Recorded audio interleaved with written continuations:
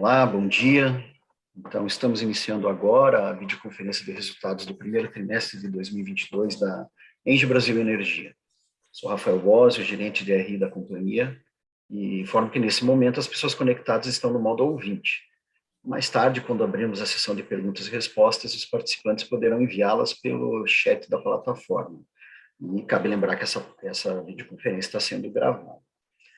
Disponibilizamos em nosso site, que é www.engie.com.br/investidores, os arquivos da apresentação, do release de resultado, além de ITR e demais documentos, como o comunicado ao mercado que foi divulgado ontem, onde prestamos informações detalhadas, mais detalhadas, né, sobre as operações, o avanço da implantação dos novos projetos e análise das demonstrações financeiras do período.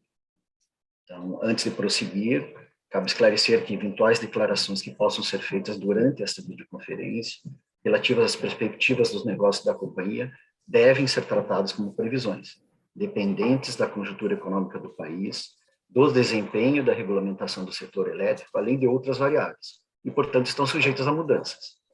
Lembramos que os jornalistas que desejarem fazer perguntas podem fazê-las por e-mail, enviando a assessoria de imprensa da companhia. Agora eu passo a palavra ao Malta, o diretor financeiro da Engie Brasil Energia, que irá me acompanhar nessa apresentação, para iniciar os nossos trabalhos de hoje. Malta, por favor, pode prosseguir. Obrigado, Rafael. Bom dia, pessoal. Bom, é um prazer estar mais uma vez com vocês nesse evento aqui de apresentação dos resultados do primeiro trimestre de 2022. Bom, no slide 5, nós temos os destaques relativos ao primeiro trimestre de 2022.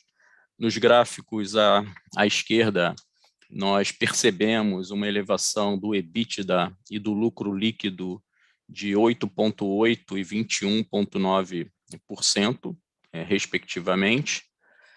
No quadro, no lado direito, nós apresentamos alguns drivers importantes para o resultado do primeiro trimestre desse ano. Um deles é a elevação do nosso preço de energia em 9,9%, o que, juntamente com um pequeno volume de compra de energia, de venda de energia nesse período, resultou numa receita de 203 milhões de reais. Tivemos um menor custo de combustível nesse trimestre, e isso deve-se à venda da usina termoelétrica Jorge Lacerda, em outubro de 2021.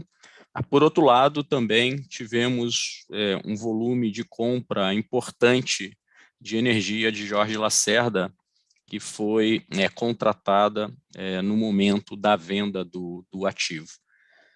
Tivemos também uma contribuição importante de 78 milhões do segmento de transmissão, lembrando que esse impacto é somente econômico e ele deve-se principalmente à remuneração do ativo financeiro de construção, conforme a prática contábil específica, mas cabe reforçar que esses ativos já começaram a gerar caixa, visto que já iniciaram parcialmente sua operação, e eu acho que vale lembrar que os montantes de RAP dos dois ativos, Gralha Azul e Novo Estado, em torno de 650 milhões por ano.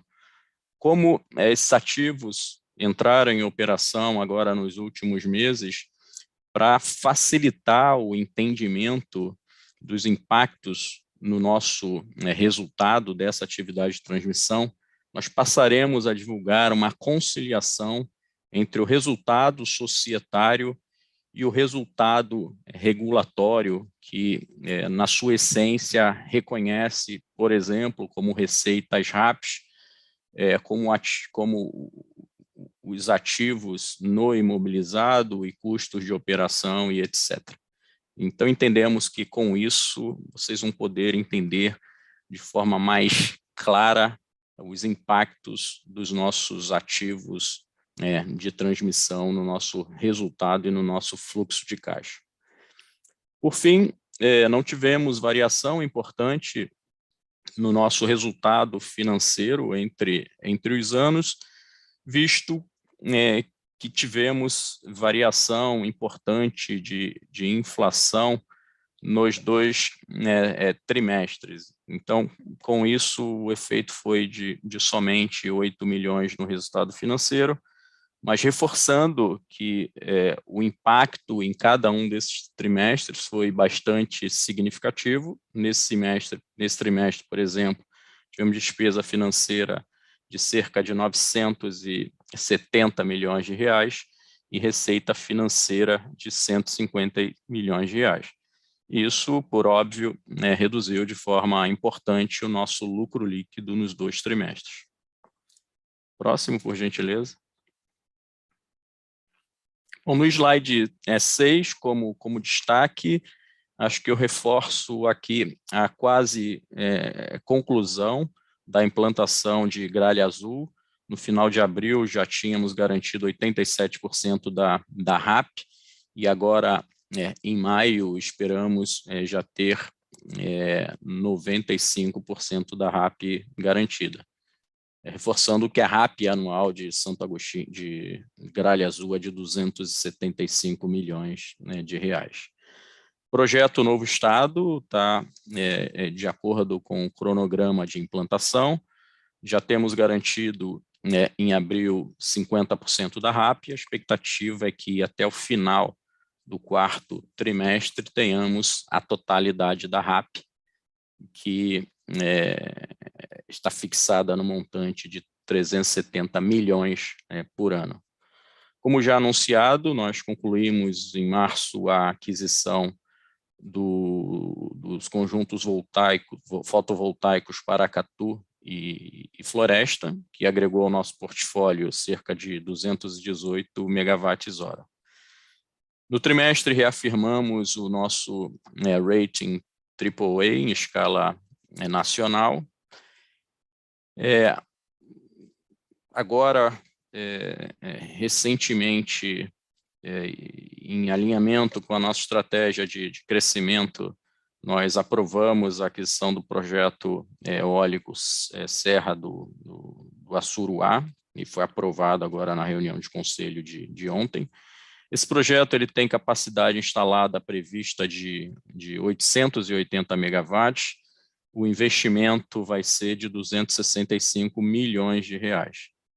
Eu acho que vale ressaltar que esse projeto é de qualidade, ele tem um fator de capacidade elevadíssimo, cerca de 50%, ele já tem os pareceres de acesso, já tem a grande maioria das terras regularizadas, então eu diria que ele estaria muito próximo de estar em condições de ser implantado.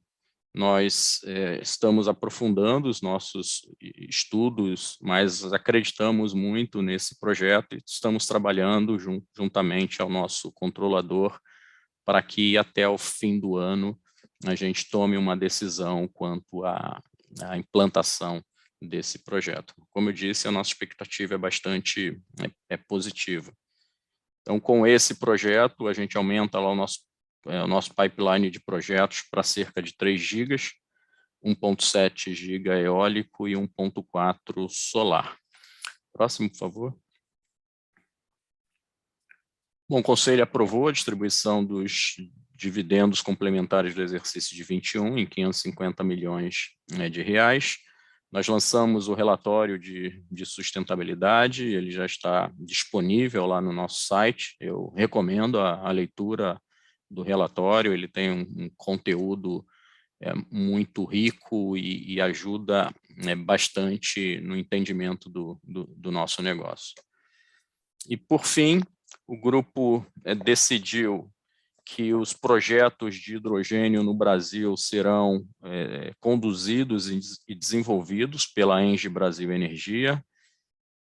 Nós já temos uma equipe totalmente dedicada a esse negócio, então acreditamos que a partir de agora, com esse foco a desenvolvimento de projetos de hidrogênio dentro da ENGIE Brasil Energia. A gente vai poder, aí, ao longo dos trimestres, conversar sobre nossas perspectivas, o que temos feito e em que a gente acredita como oportunidades de desenvolvimento de projetos dessa natureza. Vou passar a palavra agora para o Rafael e depois eu volto para fazer alguns comentários adicionais sobre a nossa performance financeira. Por favor, Rafael. Obrigado, Malta.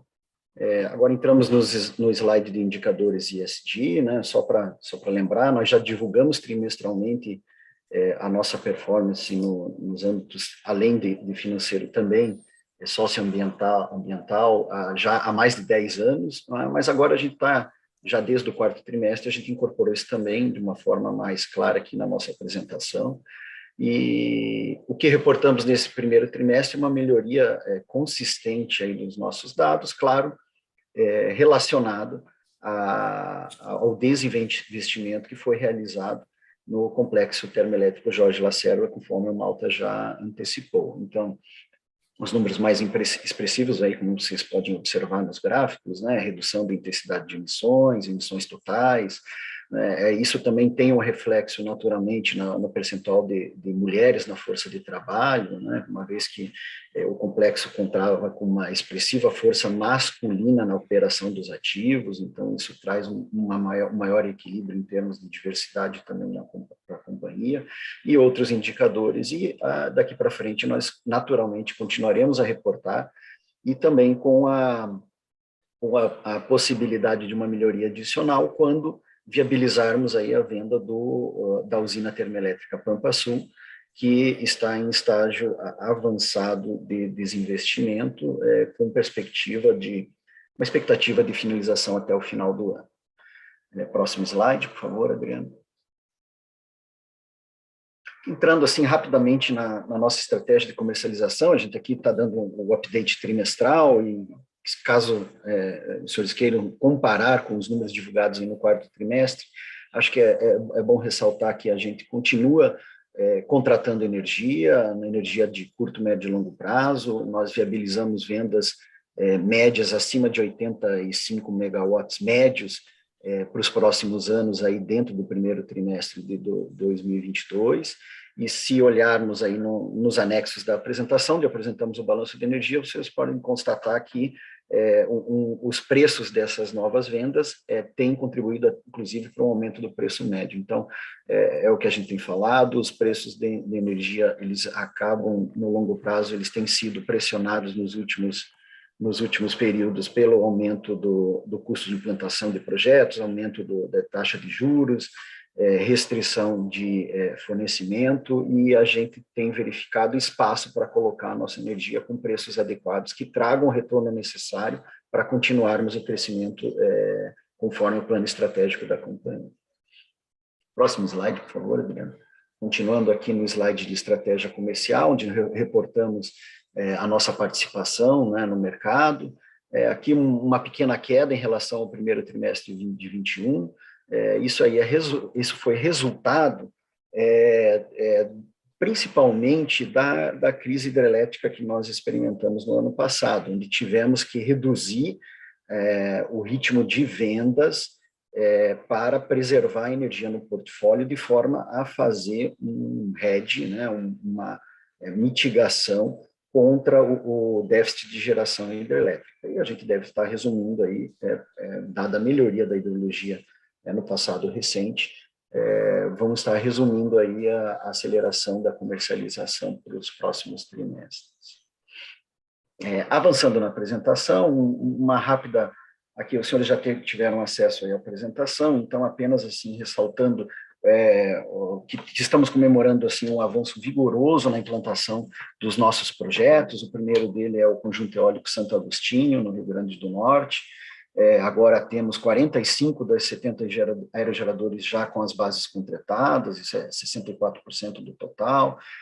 Construção da subestação coletora já ultrapassa 1/3 do avanço físico. que leva a um avanço global, físico global, em torno de 14,5%, e a confirmarmos a perspectiva de entrada em operação a partir do último trimestre desse ano, com a operação comercial total, ainda no primeiro semestre de 2023, ampliando novamente a nossa capacidade instalada. Próximo projeto, que também teve um avanço muito significativo, foi o sistema de transmissão Gralha Azul. Ao final do trimestre, já tínhamos direito a receber 77% da receita anual permitida, como o Malta comentou, mas em abril nós tivemos mais um avanço, alcançando 87%, e agora em maio estamos praticamente alcançando 95% de recebimento da RAP.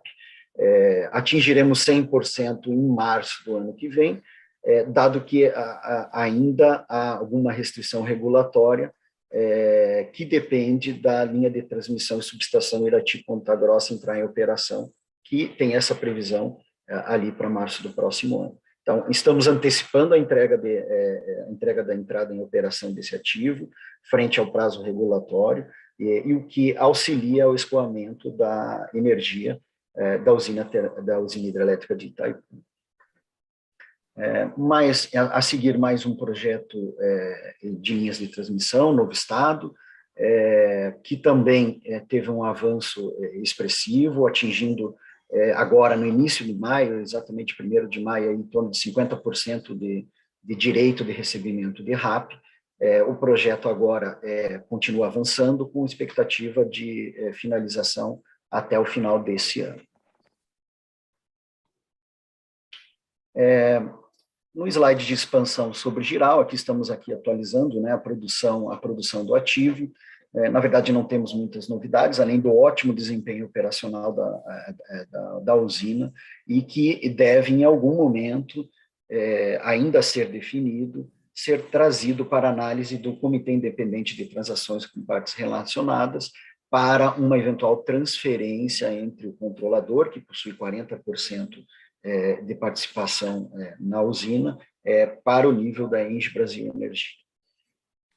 Encerrando aqui, no próximo slide, a seção de expansão, nós atualizamos aqui os projetos em estágio mais avançado de desenvolvimento. Então, só para deixar claro, essas usinas elas ainda não estão em construção, elas estão em estágio muito próximo de receberem autorização para tal, e a grande novidade que o Malta já antecipou no início da apresentação é a inclusão de Serra do Assuruá, o conjunto eólico Serra do Assuruá, com também uma usina que será implantada no estado no noroeste da Bahia, uma capacidade instalada de aproximadamente 880 megawatts, frisando novamente, como o Malta comentou, estágio bastante avançado do desenvolvimento, e que deve capacitar essa usina a entrar em operação em tempo para usufruir do benefício regulatório do desconto da tarifa de transmissão.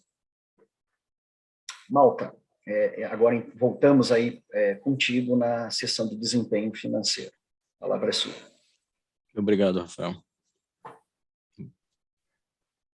Bom, esse slide mostra um pouco da solidez da nossa performance financeira, os indicadores confirmam a nossa disciplina financeira e uma alocação de capital bastante eficiente. No quadro à direita, nós demonstramos a evolução dos nossos investimentos e o nosso desempenho financeiro entre 2016 e 2021. Próximo. Esse slide mostra a evolução da receita. Nós já falamos um pouquinho lá nos destaques iniciais que elevação de preço e volume de energia agregou 203 milhões para a nossa receita. Tivemos aqui uma redução do volume de operações de trading de 95 milhões, mas também tivemos uma redução do volume de compra, de modo que o impacto no EBITDA foi bem irrelevante, algo em torno de R$1 milhão. E ativos em transmissão, a receita ela reduz, porque é natural que quando chegamos em estágio mais avançados da implantação, nós reduzimos o CAPEX. Então, comparando o CAPEX dos 2 trimestres, nós tivemos uma redução e, por conta disso, uma queda também da receita de construção. Vocês vão ver que lá no EBITDA, como eu já mencionei, que o impacto dessa atividade de transmissão foi de R$78 milhões. Próximo, por favor. Aqui um pouquinho do resultado da TAG, né? Nesse trimestre ela agregou para o nosso EBITDA 173 milhões. No primeiro trimestre de 2021, o resultado de equivalência foi de algo em torno de 175 milhões. Então, performance entre os trimestres bastante consistente. Próximo. Aqui a evolução do EBITDA, já falamos lá no início sobre os principais impactos, repetindo aqui preço e volume de energia. Combustível, tivemos uma queda por conta da venda de Jorge Lacerda, mas por outro lado tivemos uma elevação do volume de compra de energia, motivada também pela venda de Jorge Lacerda, e os efeitos dos ativos de transmissão que agregaram 78 milhões para o nosso EBITDA.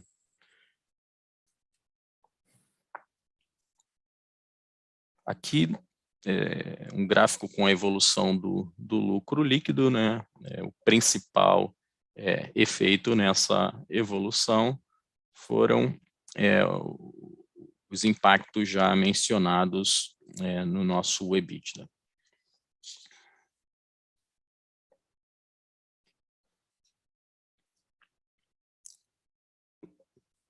Bom, esse slide mostra algumas informações sobre o nosso nível de endividamento. Relação dívida líquida e EBITDA ainda bastante confortável. Ela se elevou de 2 vezes para 2,2 vezes em função da aquisição de Floresta e Paracatu, onde incorporamos as dívidas das SPEs. Tivemos também pagamentos de dividendos nesse trimestre, então essas foram as principais justificativas para a elevação dessa relação dívida líquida e EBITDA. E fechamos o trimestre com uma dívida de 16 bilhões de reais e um caixa de 4,6 bilhões de reais.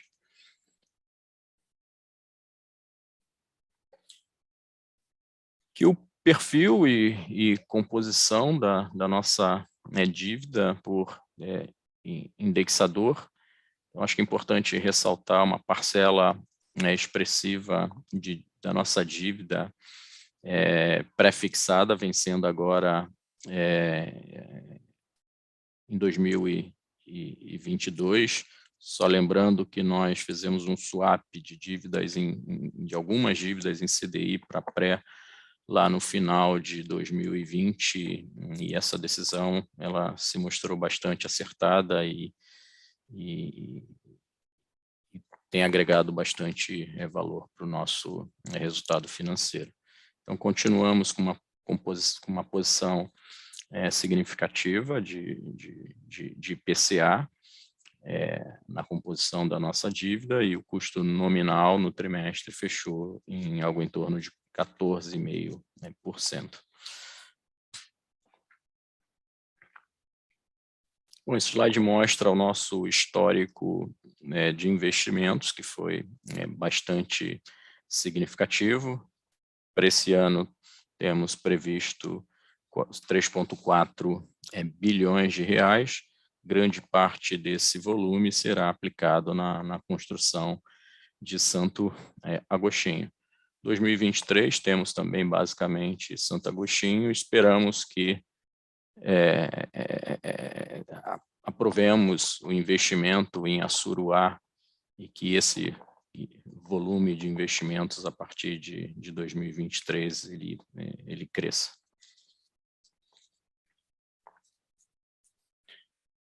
E, por fim, evolução do nosso pagamento de dividendos. Lembrando que no ano passado nós pagamos 100% do nosso resultado ajustado, o equivalente a 6,2% de dividend yield. Com isso, eu encerro a apresentação e deixo em aberto a oportunidade para vocês fazerem as perguntas que julgarem necessárias. Obrigado, Malta. Apenas lembrando a todos que as perguntas devem ser encaminhadas pelo ícone de Q&A e não pelo ícone de chat, por favor. Malta, temos aqui duas perguntas até o momento, vindas do Bruno Teixeira, nosso investidor pessoa física. A primeira pergunta está relacionada com a transferência de Jirau, né? Ele pergunta que, em caso de concretização, é uma pergunta um pouco complexa de responder nesse momento, mas a gente vai endereçar de qualquer forma, né? Em caso de aquisição da participação de Jirau, qual seria o potencial incremento de receita, de geração de receita? E se existe algum gatilho para destravar o início dessa transferência? Bom, obrigado pela pergunta. É sempre importante ressaltar que Jirau é um ativo que está sob controle do nosso controlador. Então, nós temos pouco acesso a informações mais precisas de Jirau, até porque, como há uma eventual possibilidade desse ativo ser transferido em algum momento, a gente procura manter total independência entre Engie Brasil Energia e Jirau. Então, são informações que a gente não dispõe por conta do que eu acabei de mencionar. Mas, à medida em que esse processo amadureça, por óbvio, a gente vai passando informações adicionais ou reportando informações adicionais sobre esse processo de uma eventual transferência do ativo. Malta, obrigado. A segunda pergunta é uma pergunta que é bom revisar os conceitos, né? Com a recuperação do nível dos reservatórios do Sul, é natural esperar uma maior geração de energia e aumento de receita.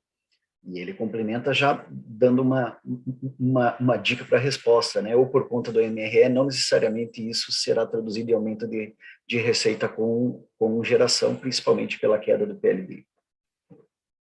Uhum. Bom, não sei se eu entendi bem a pergunta, mas eu vou fazer algumas considerações a respeito.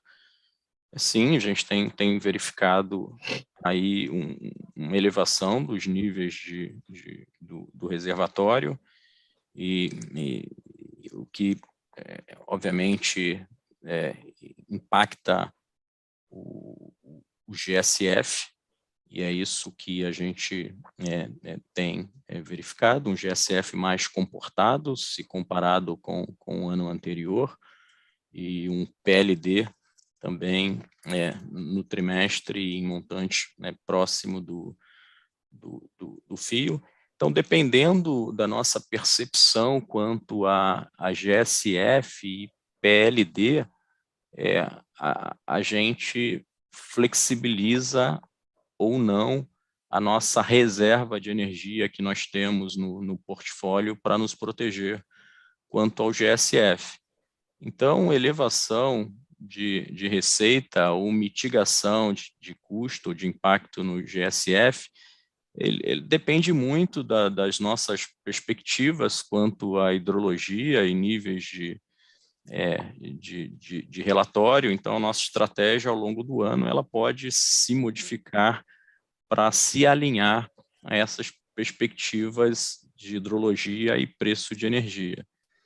Então, respondendo de forma mais objetiva, ela pode ou não impactar a nossa receita. Malta, acho que se eu puder complementar, acho que a questão do MRE realmente é importante, né? Porque Temos que lembrar que dentro do MRE a energia ela é trocada pela tarifa de otimização TEL, né? Ou seja, e que é uma tarifa muito abaixo, por exemplo, de um preço de energia contratado, preço de curto prazo, se não me engano, até os últimos valores estão em torno abaixo de R$ 15 o megawatt-hora. Ou seja, por mais que a gente produza muito a mais e essa energia é trocada dentro do MRE, a receita que ela gera, ela acaba não sendo tão significativa. E no longo prazo, dentro do ano, em algum outro momento, a gente acaba comprando energia dentro do MRE, dado que outras usinas devem estar com geração superior por estarem numa hidrologia melhor do que aqui no sul, onde a gente tem uma maior concentração de energia, apesar de estarmos presentes em todas as regiões do país, né, Malta?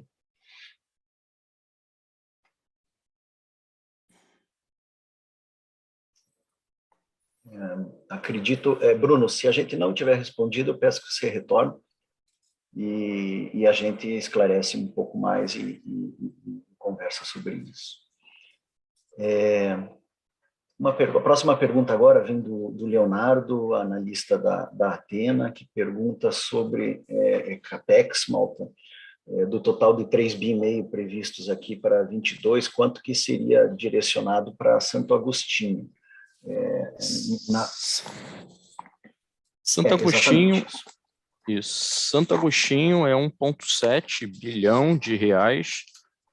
Esse valor inclui também o investimento que nós fizemos em Floresta e Paracatu. Então, é basicamente isso. Santo Agostinho, 1,6 bilhões de reais. Floresta e Paracatu, 700 milhões de reais. Novo Estado, 700 milhões de reais. E manutenção dos ativos, 300 milhões de reais. Então, essa é a composição desse CAPEX de 3,4 bilhões de reais. Então, Malta, obrigado. Vou passar mais uma pergunta do Leonardo, ele está relacionado aqui ao volume de vendas, que né, ele pergunta por que há uma divergência, né, do que a gente tem de volume de venda contratado e do volume de vendas registrados aí no período. Eu acredito que ele esteja ali, Malta, comparando com o nosso balanço de energia. Só lembrando, Leonardo, que o balanço de energia ele não considera o GSF, energia perdida em GSF, né, energia que acaba sendo descontada da capacidade comercial das hidrelétricas, e também não considera a flexibilidade dos contratos. Correto, Malta? Exatamente, essa é a resposta. Okay, agora vamos mudar um pouco o foco, falar um pouco mais de estratégia e longo prazo, Malta. Pedro Moreira está perguntando, ele é analista da Trilha, se a gente poderia dar mais alguns detalhes sobre projetos de hidrogênio verde. Ainda não estamos falando em projetos, né, Malta, mas podemos falar um pouco aí sobre a estruturação da empresa para tanto. Né? Eu acho que é importante ressaltar que nós já temos um time muito experiente, são pessoas que já atuam em projetos de hidrogênio no grupo há bastante tempo. Então, tem um executivo que já se juntou ao nosso time e ele já tem uma equipe formada, mas tem trabalhado para ampliar a equipe. A gente já tem conversado bastante com o mercado, já temos discutido algumas oportunidades.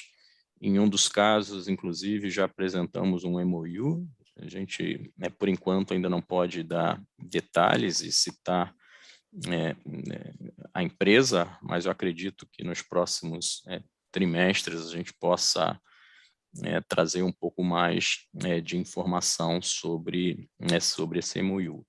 Então, além desse, temos conversado aí com mais algumas empresas para avaliar oportunidades de parcerias. Eu acho que cabe ressaltar que o governo alemão está para lançar um edital para a compra de hidrogênio verde, com recursos incentivados pelo governo alemão. Então, um desses projetos que nós estamos discutindo e conversando,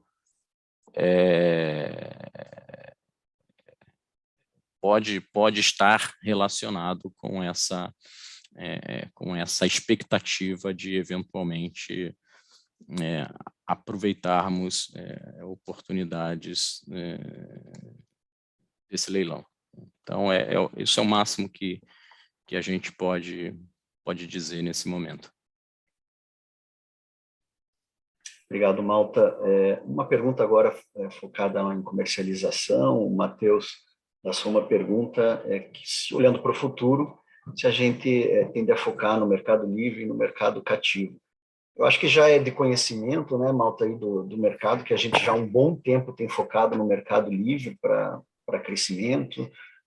Fomos, acredito que uma das primeiras empresas a desenvolver um projeto renovável, né, uma eólica, e direcionando a totalidade da energia para o mercado livre, dado o excesso de competição e baixos preços da energia no ambiente de contratação regulada. E acredito que, com a ampliação do mercado livre, onde as oportunidades continuarão a ser perseguidas. Acredito que isso é um consenso de mercado, não é algo específico nosso. Os demais peers, né, nossos demais concorrentes também vão procurar focar, mas a perspectiva é muito boa dessa ampliação, e a gente já está se preparando, né, para fazer vendas mais pulverizadas já há um bom tempo. Já temos uma plataforma, né, um marketplace de energia, já temos produtos digitais, procurando agilizar a contratação e promover a migração e captura de clientes menores aí para dentro do nosso portfólio. Malta, gostaria de complementar? É basicamente isso, né, Rafael? Lembrando que os nossos últimos projetos que nós implantamos, todos eles foram viabilizados com venda de energia no mercado livre. A Suruá, se conseguirmos viabilizar, implantá-lo também, vai ser através de venda no mercado livre. Então, acho que essa é a tendência. A gente espera que teremos boas oportunidades de venda nesse mercado, e é esse caminho que a gente pretende seguir. Perfeito, obrigado, Malta. Voltando agora para endividamento, o Lucas, investidor, pessoa física, pergunta aqui, comenta, né, visto o baixo endividamento e alguns projetos em andamento, se estão previstas novas captações. Aí acho que era bom até, né, Malta, frisar a questão aí de como a gente tem uma posição confortável de endividamento. Eu acho bom ressaltar, porque às vezes aqui em relações com investidores a gente sente uma certa preocupação, especialmente do investidor pessoa física, quanto a isso. Bom, como mencionado, o nosso nível de endividamento ainda é bastante confortável.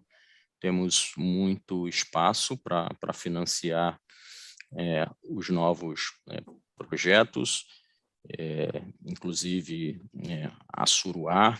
Temos, inclusive, a oportunidade de financiar parte do equity desse projeto. Então, eu diria que, se nós aprovarmos a Suruá, sim, nós vamos fazer uma captação, mas a gente acredita que, mesmo com a implantação de Assuruá, a gente vai continuar numa situação bastante confortável no que se refere a nível de endividamento, e eventualmente, podemos até manter níveis elevados de distribuição de dividendos, mesmo com esse investimento. Muito, Malta, obrigado. Estamos com bastante pergunta, muito bom. Acho que é uma conversa bem importante nossa com o mercado. Agora, indo mais para o ambiente regulatório, Malta, uma pergunta sobre revisão de garantia física da Eletrobras, e se esse assunto foi endereçado na privatização. Acho que isso é algo que já está consolidado. Você quer comentar? Sim, isso já foi endereçado. Acho que é importante ressaltar que os geradores tinham uma expectativa de uma redução muito maior de garantia física, o que acabou não acontecendo. A série que foi utilizado para o cálculo dessa redução de garantia física não considerou o ano de 2020. E se esse ano tivesse sido considerado nessa série, a quantidade de redução de garantia física seria muito superior. Os agentes de geração atuaram bastante para que fosse possível modificar essa perspectiva aí de redução de garantia física, mas não foi o que aconteceu. Então, se mantém o que está previsto lá nos termos de privatização da Eletrobras. Perfeito. Vou mudar um pouco novamente. A empresa, né, ela é uma plataforma de investimento, então nós temos diversos assuntos a abordar, e o que não foi abordado até o momento é com relação ao segmento de transporte de gás. A TAG, o Arlindo Souza, da TC, está nos perguntando quais seriam os planos de crescimento da TAG, né, e se há perspectiva de ampliação, expansão do gasoduto, dado o mercado de gás, né? Algo que a gente tem reforçado, né, Malta, que o mercado parecia bastante ansioso quanto a isso, mas o mercado tem evoluído, mas é uma evolução que vai continuar aí no médio prazo. Malta, se quer comentar, acrescentar algum comentário? Bom, eu diria que esse mercado ele ainda está num processo aí de maturação. A gente já tem percebido alguns movimentos que nos traz algum otimismo. A gente já percebe interesse pela utilização do gasoduto em oportunidades de expansão. Acho que vale citar que nós já fechamos um contrato de conexão do terminal de Sergipe à nossa malha. É um projeto que não é tão significativo em relação ao volume de negócio da TAG, mas é um investimento de algo em torno de 300 milhões, com uma receita de aproximadamente 40 milhões por ano, um COD previsto para o início de 2024. Temos também um contrato sendo firmado com o município de Fortaleza, o Gasfor 2, que é um reforço da malha Nordeste. Esse é um CAPEX de algo em torno de 270 milhões e uma receita próxima de 42 milhões e um COD previsto para meados de 2023. Então, essa é uma mostra de que oportunidades estão surgindo e a gente tem perspectiva em que oportunidades cresçam ao longo dos próximos anos, o que nos traz aí um otimismo para que, quando do vencimento dos contratos com a Petrobras, a gente tenha mercado para a utilização do gasoduto. Obrigado, Malta. Tem algumas perguntas adicionais. Acho que vou aqui fazer alguns comentários, né, sobre perguntas. Na verdade, a gente acho que comentou já. O Lucas da Laura perguntando qual a situação do projeto de Serra do Assuruá, se já possui parecer. Então, a gente comentou que sim, já possui parecer de acesso para as linhas. 880 megas de capacidade instalada, Lucas, um projeto que a gente espera, como o Malta comentou, e está procurando desenvolver e implantar aí no curto prazo. Passando por um outro segmento, Malta entrando agora, o Vinícius entrando agora no segmento de transmissão. Vinícius, que é nosso acionista, pessoa física, pergunta se a gente tem interesse em participar do leilão de transmissão o leilão vai ocorrer, o primeiro deles vai ocorrer no próximo mês, então ele pergunta qual é o nosso interesse. Sim, temos interesse, certamente iremos participar, ou muito provavelmente iremos participar. Nosso time de desenvolvimento está debruçado na avaliação desses projetos. A gente sabe que não tem conseguido ser competitivos, os últimos leilões saíram com nível de preço bem abaixo do que esperamos para viabilizar um projeto dessa natureza. Esses leilões agora de junho, e também do meio do ano e também do final do ano, eles têm lotes bem maiores do que os leilões anteriores. Isso por si só já seleciona alguns players, então a gente acha que a concorrência vai se restringir a algumas grandes empresas com balanço e capacidade de financiar e entregar esses projetos. Então, a gente acha que, por conta disso, talvez possamos ser um pouco mais competitivos.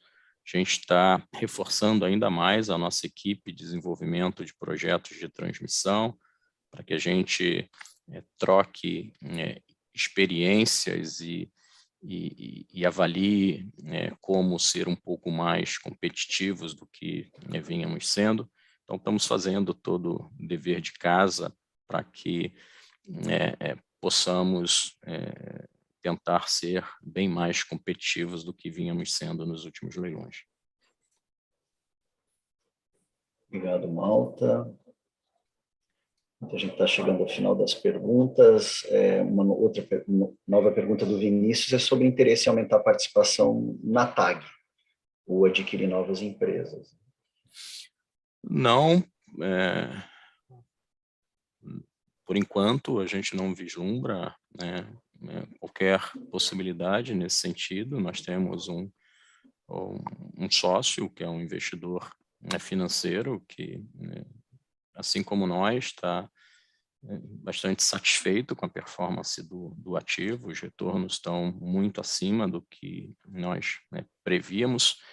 Então, por hora, a gente não vê nenhuma perspectiva e nem possibilidade de aumentar a nossa participação na TAG. Acredito até que o nosso parceiro também não gostaria de abrir mão dessa posição, né, Malta? Eu imagino que não. Uma pergunta do Felipe Molina relacionada a renovação antecipada de concessões, né, Malta? Se a gente vê uma possibilidade que isso avance em 2022, ou seria algo para o próximo governo? Uma pergunta um pouco difícil de responder, né, Malta? É uma previsão que a gente não tem. A gente tem visto uma boa vontade do governo em trazer isso para a pauta, e estamos acompanhando. Agora, determinar se a gente consegue que isso seja feito aí dentro da janela antes das eleições ou só no próximo governo, é um pouco complicado, né? Isso, Rafael, um ano eleitoral, né? O desafio de aprovar um projeto de lei é sempre maior, ainda mais um projeto que tem questões bastante importantes do setor elétrico. Como o Rafael disse, nós temos visto um esforço grande do governo em aprovar esse PL. Nós estamos aqui na expectativa e torcendo para que isso possa ser aprovado ainda nesse ano. Lembrando que isso seria uma oportunidade para o governo levantar recursos para endereçar, inclusive, essa pressão nos preços de energia para os consumidores e, eventualmente, até trazer um pouco mais de recursos para de certa forma, endereçar as questões fiscais do país, mas, como eu disse no início, é um ano eleitoral e o desafio é sempre maior em momentos como esse. Muito obrigado. Pessoal, a gente está chegando aqui ao final da sessão de Q&A. Acredito que endereçamos todas as perguntas até o momento e assim, deixo o Departamento de Relações com Investidores aí à disposição de todos. Vocês podem entrar em contato conosco por e-mail, através do nosso site, ou diretamente por e-mail. Meu contato também está na apresentação. E a gente agradece aí o interesse e agradece os questionamentos. Malta, você gostaria de falar algumas palavras finais? Sim, gostaria de agradecer a participação de vocês. É sempre um prazer conversar, né, sobre os nossos negócios e nossos resultados. O time de RI e eu estamos totalmente à disposição de vocês para eventuais esclarecimentos adicionais. Desejo a todos vocês uma boa tarde e um ótimo fim de semana.